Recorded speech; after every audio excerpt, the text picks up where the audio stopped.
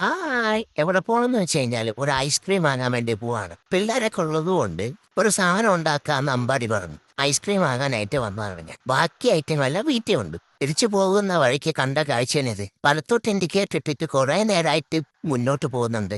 വലത്തോട്ട് തിരിയൊന്നും പറഞ്ഞ് നോക്കിയിരിക്കുക. ഓട്ടോയ്ക്കുമ്പോൾ കയറി തട്ടിയാലോ പിന്നെ ഇവന്മാരെല്ലാവരും കൂടെ നമ്മളെ പൊങ്കാലിടും. അങ്ങനെ നേരെ വീട്ടിൽ വന്നു. കണിക്ക് വെച്ചിരുന്ന ഫ്രൂട്ട്സ് എല്ലാം നമ്മൾ എടുക്കുകയാണ്. ഇപ്പൊ തന്നെ മനസ്സിലായില്ലേ നമ്മൾ എന്താണ് ഉണ്ടാക്കാൻ പോകണമെന്ന്. ഫ്രൂട്ട്സ് സലാഡ് ഉണ്ടാക്കാനാണ് നമ്മളെ പരിപാടി. അമ്പാടിയെ സഹായിക്കാനായിട്ട് അമ്മവും കൂടെ ചേർന്നു. അങ്ങനെ അവർ രണ്ടുപേരും കൂടി ഫ്രൂട്ട്സ് എല്ലാം കട്ട് ചെയ്ത് അതിനിടയ്ക്ക് ഇവിടെ തണുത്ത വെള്ളം കുടിക്കലാണ്. കാരണം അത്രയ്ക്ക് ചൂടാണല്ലോ ഇപ്പോൾ. ആപ്പിളൊക്കെ കട്ട് ചെയ്തു, തണ്ണിമത്തൻ കട്ട് ചെയ്തു, മുന്തിരി കട്ട് ചെയ്തു, അങ്ങനെ ഓറഞ്ചൊക്കെ കട്ട് ചെയ്ത് എല്ലാം ഏകദേശം റെഡിയാക്കി രണ്ടുപേരും കൂടെ ഫുള്ള് കട്ട് ചെയ്തു. ഐസ്ക്രീം ഞാൻ തന്നെയാണ് പൊട്ടിച്ചത്. കാരണം അവരെല്ലാവരും കൂടി പണിയെടുക്കുമ്പോൾ ഞാനും കൂടെ ഹെൽപ്പ് ചെയ്യണ്ടേ. അങ്ങനെ ഐസ്ക്രീമൊക്കെ ഇട്ട് കൊടുത്തു. അത് കഴിഞ്ഞിട്ട് അതെല്ലാം കൂടെ മിക്സ് ചെയ്തു.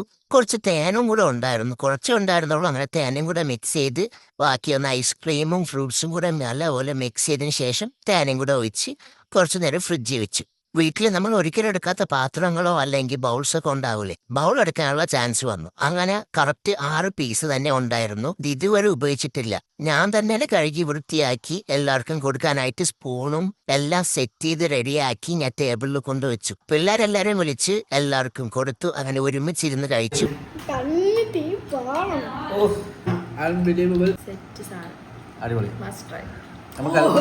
എല്ലാവർക്കും ഫ്രൂട്ട് സലാഡ് ഇഷ്ടപ്പെട്ടു എന്ന് പറഞ്ഞു. വെച്ച ആൾ തന്നെയാണ് ആദ്യം കഴിച്ചു തീർത്തത്.